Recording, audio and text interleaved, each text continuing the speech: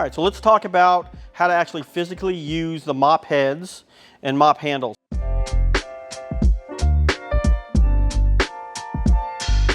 I want to start with our synthetic blend mop head and the gate type style mop handle. So as you look at this, there's a lot of grabbing, there's a lot of touching with my hand. I've got to put this in here, hold it. As I roll this down, it's going to tighten up.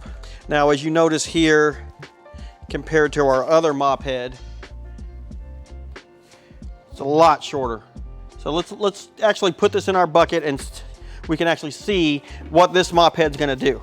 It's gonna soak up a lot of water, and some people are like, well, that's great, it becomes really heavy. And that is true, it does become very heavy. But at the same time, it's using a lot of your cleaning chemical to clean whatever's dirt is in this mop head. Even if you wash them, they still have some dirt in them. You'll see some people turn it to make it really dry. I try to avoid that because you do need the right amount of chemical to water, and this needs to be a little bit wet for it to do its job. So that's this type of mop head. As you notice, if I was to take this off, end of my night, imagine me cleaning a really dirty mop. I'm touching this, or I'm putting gloves on and having to touch this, having to take it off and put it in a bag. So this, super heavy, makes your bags heavy, you know, makes your washer work overtime if you're washing them yourself. So let's put this aside and let's actually look at what we actually do use. So this is the actual mop method that we use here at OctoClean. We have a clamp style mop head. I put it on, center it, I tighten it up, I mop. At the end of my night, I loosen it up, I drop it in a bag, I never touch it again. So imagine if you're mopping a restroom, this is much more, I guess, attractive to the end user. You're not touching it. So, unlike you saw with the blue mop, it gets just as wet, but you'll notice it doesn't get as heavy. So let's talk about some of the little areas that I see newer people really make a mistake. They'll wring out their mop bucket and they'll push it with a mop in the mop wringer. What happens is you go from one surface to the other, the front gets caught and you flip your bucket over, water gets all over the carpet, customer's really upset. So how do we do this? Anytime I'm pushing my mop bucket from one space to another, my mop is actually physically in the bucket. I can move it back and forth. I'm not worried about it flipping over. It's got that low center of gravity. If I'm leaving my mop somewhere, I'm not just doing this. I'm actually using the holder that's made for the mop. So it's not gonna trip someone, make somebody fall. I can put it there. And another thing you notice is secondary labeling. OSHA states that anything that you put a chemical, you take it out of its primary bottle and put it into a secondary container. In this instance, it's a mop bucket, has to be labeled. So we have our labeling, so we're compliant there. So let's talk about mopping methods.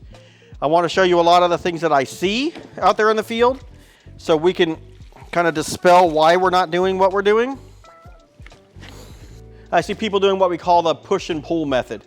So pushing it and pulling it.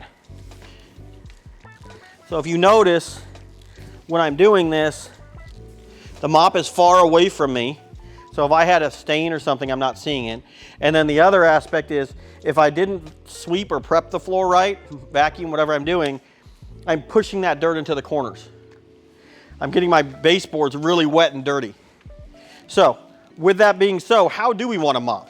As I'm mopping, I want to keep my mop pretty much straight up and down.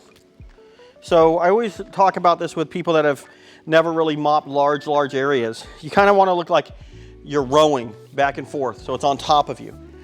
First thing I want to be aware of, I want to box out what I'm doing. What I mean by box out, you're actually creating a box, if you see here. Now I know when I turn my mop, I'm not leaving those half moon shaped dirty marks everywhere. So I'm going to be on top of my mop, and as I get to my corners, I'm turning my hands, and again, it's turning the mop head.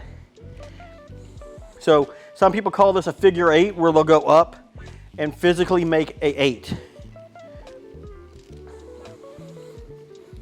If you're looking at this, you can go back and forth. as long as you're turning. And the benefits of that is, let's say I miss something when I'm mopping, I can bring my mop back to my bucket, shake it, it'll clean the mop head, and you know that that whole area is cleaned. So then I would do the exact same thing on this side. Now you notice that my mop head, I didn't do a very big area, but I did wring my mop head out again. I see a lot of people, like, well, my mop head's still wet, I can keep going. That's not what we're doing here. We're actually cleaning the floor. I don't want to create it to the point where I'm having so much dirt in my mop that now I'm not cleaning my floor, I'm redepositing dirt onto my floor. So, what am I doing here? Same thing. I'm going to come up, I'm going to box out, and I'm going to come back. Now I'm going to bring my mop back up, and as I'm mopping, you notice I'm turning my mop at my ends.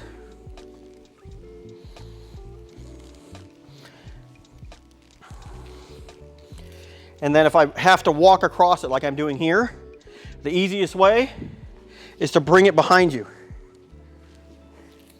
And then I can walk on my floor and still get my footprints. Now the last thing that I always see is people ask me, well, when do I change the water? You know, the water should be good the whole time, right? No matter how dirty the water is, it's still gonna clean. That's not true. There's an adage that they say that you can never clean something cleaner than what you're cleaning it with. And that's what I want you guys to think about when we're talking about when to change the water. A lot of times you'll take on a building that is filthy and you'll have a room this size, and the first 2 weeks you'll have to change the water in a room this size probably 5 times. And then as long as you're being responsible and saying, hey, look, I need to change the water, you'll get to the point where you'll have to only change it once in a room this size. Because whoever was doing it before was cleaning the front part and then just redepositing the dirty water on the floor. So if we look at this, this is an area that we mop quite a bit. We want to change our water when I can't see the bottom of this bucket. So if you look at here, I can still see the bottom, I can still see that yellow. But it goes to speak that if I did half this room, I probably couldn't see the bottom of my bucket, and I would need to change my water again. This method here, the push and pull, leaves your floors dirty and ends up hurting your back. And honestly, it's slow. So you want to be on top of your mop so your back is straight, you're not hurting your back, and you're physically looking at what you're doing. Because then if I have a piece of gum over here, I can stop, hit the piece of gum or the stain, and I can keep going. If I have a piece of gum over there and I'm doing push and pull, I probably can't even see it. So if you use all those tips, you're well on your way to becoming a professional mopper. I wanted to thank all of our subscribers and our members. Also, if you would like some of our merch, as you've seen the t-shirts and things like that, please go to our store. And again, I want to thank you for viewing all of our videos. If you have any questions or any comments, please leave them below.